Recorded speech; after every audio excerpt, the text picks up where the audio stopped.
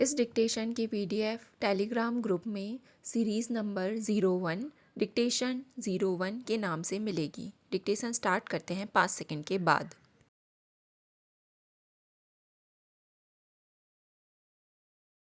महाराष्ट्र के उप मुख्यमंत्री अजीत पवार सहित 5 लोगों की एक विमान हादसे में मृत्यु दिल दहला देने वाली घटना है।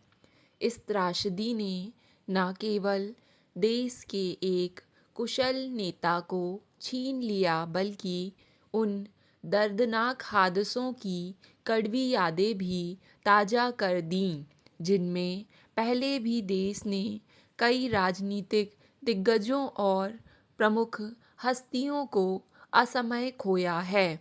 पुणे जिले के बारामती में हुए इस हादसे की अब कई कोणों से जांच की जा रही है, मगर सवाल है कि इससे पहले हुई ऐसी दुर्घटनाओं से क्या सरकारी तंत्र ने कोई सबक नहीं लिया। आधिकारिक तौर पर कहा जा रहा है कि जब यह हादसा हुआ उस वक्त हवाई अड्डे पर दृश्यता कम थी। अगर स्थिति वास्तव में जोखिमपूर्ण थी तो विमान को उतरने की अनुमति क्यों दी गई। दूसरा यह सवाल भी महत्वपूर्ण है कि आधुनिक तकनीक के इस दौरान में क्या ऐसी आपात परिस्थितियों से निपटने के लिए हवाई अड्डों पर विशेष व्यवस्था नहीं की जा सकती है। गौरतलब है कि महाराष्ट्र के उप मुख्यमंत्री अजीत पवार का विमान बुधवार सुबह पुणे जिले के बारामती में हवाई अड्डे पर उतरते समय दुर्घटनाग्रस्त हो गया। नीचे आने के बाद उसमें धमाके के साथ आग लग गई। इस हादसे में अजीत पवार सहित विमान में सवार सभी 5 लोगों की जान चली गई। इससे पहले वर्ष 1980 में कांग्रेस नेता संजय गांधी, वर्ष 2001 में माधवराव सिंधिया, वर्ष 2011 अरुणाचल प्रदेश के पूर्व मुख्यमंत्री दोरजी खांडू, वर्ष 2021 में तत्कालीन सीडीएस जनरल बिपिन रावत और वर्ष 2025 में गुजरात के पूर्व मुख्यमंत्री विजय रूपाणी जैसे दिग्गजों को भी देश ने विमान दुर्घटनाओं में खोया है।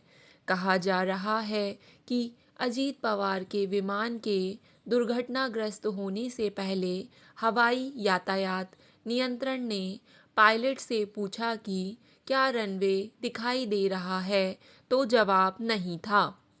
इसके बाद विमान ने आसमान में ही एक चक्कर लगाया।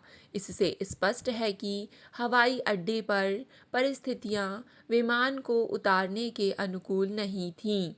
यह दावा भी किया जा रहा है कि दूसरी बार पूछे जाने पर पायलट ने सकारात्मक जवाब दिया, मगर सवाल है कि क्या किसी तरह के जोखिम की आशंका के बीच विमान को उतारने की अनुमति दी जा सकती है।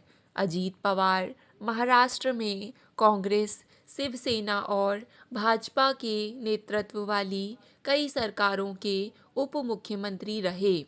राष्ट्रवादी कांग्रेस पार्टी के संस्थापक शरद पवार की छत्रछाया से बाहर निकलकर उन्होंने जुलाई 2023 में पार्टी के नाम और चिन्ह के साथ साथ दल के ज़्यादातर विधायकों को अपने पाले में कर लिया था।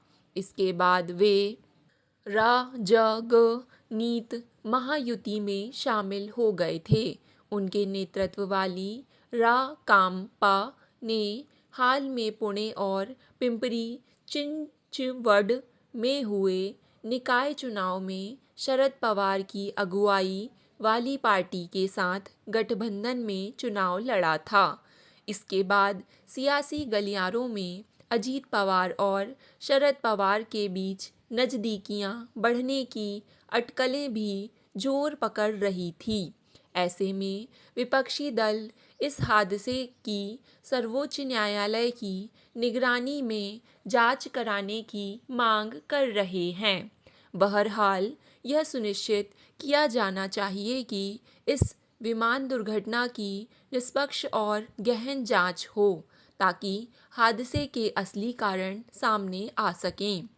सरकारी तंत्र को भी इस तरह के हादसों से सबक लेकर व्यवस्था में ज़रूरी सुधार करने चाहिए, ताकि भविष्य में और कोई विमान दुर्घटना ना हो। स्टॉप।